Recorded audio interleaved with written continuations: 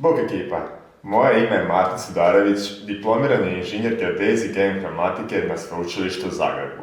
Trenutno se bavim poučavanjem djece izradi robotića i programiranju istih.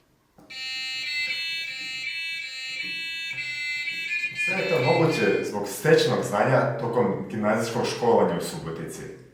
Pohađao sam opći smjer na hrvatskom jeziku, a predmeti poput matematike, fizike omogućili su mi odličan upis na fakultet i predznanje potrebno za programiranje.